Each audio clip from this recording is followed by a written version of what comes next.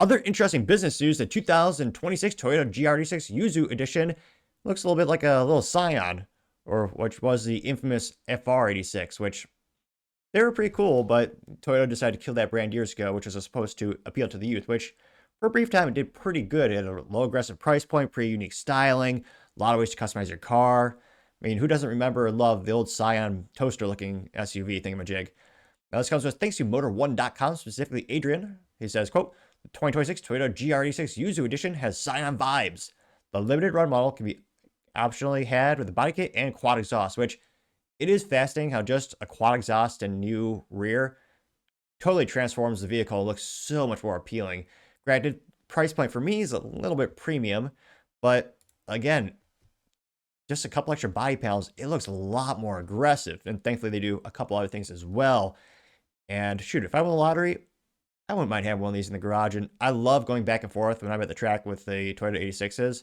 They have about comparable horsepower and torque to the Honda Civic Si or my Gen 10 Si. And it's just so much fun, going back and forth, getting point buys. And it is a great track toy. And I would argue daily driver. And it comes with 3 pedals, or the option for that, as I would argue every car should have by default. Now, Adrian says, quote, it's not just the Supra getting a special version in the United States. Toyota's cheaper sports car, the GR86, also known as the Subaru BRZ, spoiler alert, same factory, same assembly line, same engine, slightly different body panels, warranty from the factory, and a couple of extra pieces of plastique, if you want to sound fancy. Now, he says, quote, it enters 2026 MI with a limited run Yuzu Edition. It's a throwback to the Scion FRS Release Series 1.0, unveiled 11 years ago in the 2014 New York Auto Show. The Scion brand was retired only 2 years after the special edition came out. The spirit of that limited run car is now back, and more than just a throwback paint. And again, that looks pretty cool as is from the front, but yeah, with the rear.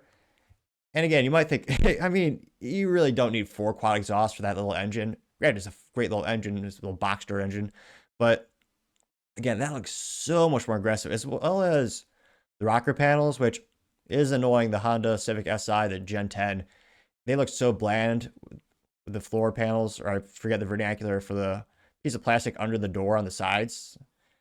If you get the Honda Factory Performance Package, it looks so much better, but like, I couldn't justify the cost. I really wish I had that money at the time because it looks a lot better.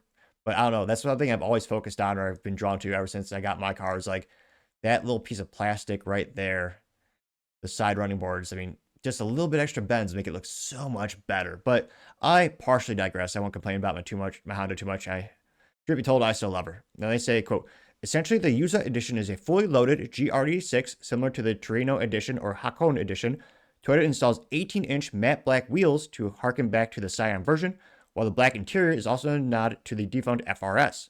But with the yellow accents instead of the red stitching, Toyota's rear-wheel drive coupe carries the revised throttle mapping introduced last year, making it easier to rev match downshift.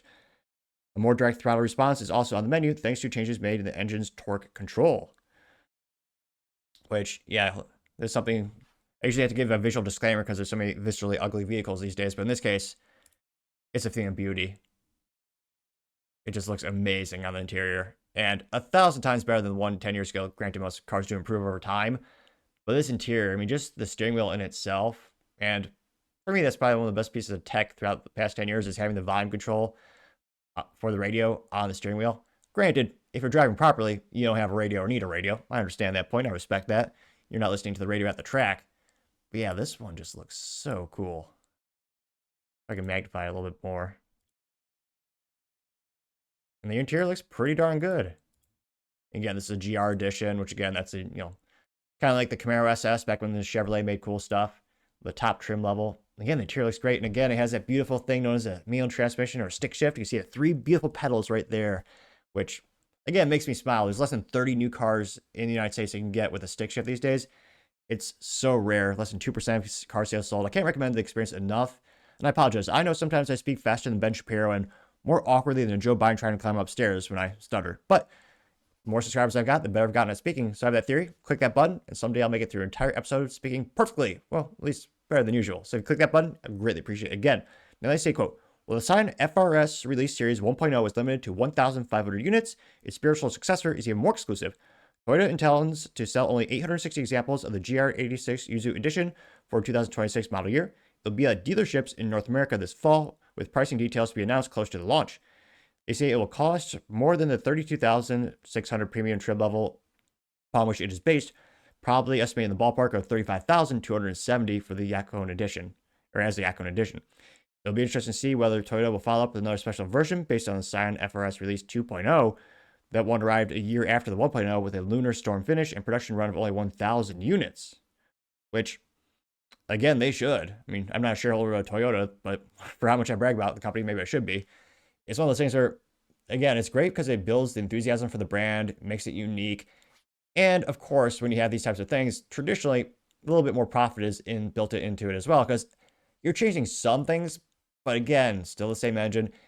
And a little disappointing, this thing is still not turboed from the factory yet. I mean, there's so many rumors of why it's not. The biggest rumor I've heard is, again, this is also known as the Subaru BRZ. A lot of people suspect if they were to put a turbo in it, it would cannibalize sales from the Subaru WRX. Maybe, I can understand. But again, there's also a coupe, small little car, which I would say is quite kind of the antithesis of the WRX. But it's one of those things where, yeah, I test drove a couple of these a couple years ago. Well, actually, about 10 years ago. And it is one of the most best balanced cars out there. Great for the track. But the only downside is not a lot of horsepower, not a lot of torque off the line.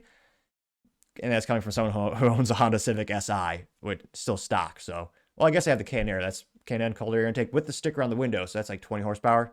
Obviously kidding. But yeah, still a little disappointed that the special edition is not, there's no more additional horsepower or torque to it. Again, I think it looks great. That quad exhaust does look, to me, that's probably the biggest value add. But I mean, would you spend $4,000+ more than the traditional premium package for this? It's cool that it's kind of limited. Well, in this case, it actually is limited, unlike the cliche, car where it says it's actually a trim level for Toyota limited edition. When really it's just limited by the number of units I could sell. This is in fact limited to a specific production run of, what was it, 750 units? Granted, not financial advice. Don't buy cars. Financial advice. That's what I always tell people. Because again, traditionally speaking, it can't be the S&P 500. Well, these days maybe you can, but yeah, let me know. What are your thoughts? Do you think it looks pretty cool? Will you be willing to pay a premium for this? And how quickly do you think this will sell off the lines? Or do you think it'll actually collect dust, and just be a dealer inventory toy? Let me know your thoughts, because as always, be fascinated to hear what you have to say. Thank you, everyone, for taking the time tuned in today. Again, try to get to 5,000 subscribers by the end of the month. So if you can click that button, I greatly appreciate it. Also, give me a thumbs up, thumbs down, or comment. It's a great way to give me some additional feedback, letting me know how I can make the show better and better. Lastly, don't forget to take time to tell your family, tell your friends, tell your coworkers, heck, tell your enemies, tell anyone and everyone. Just stay safe and fight the good fight.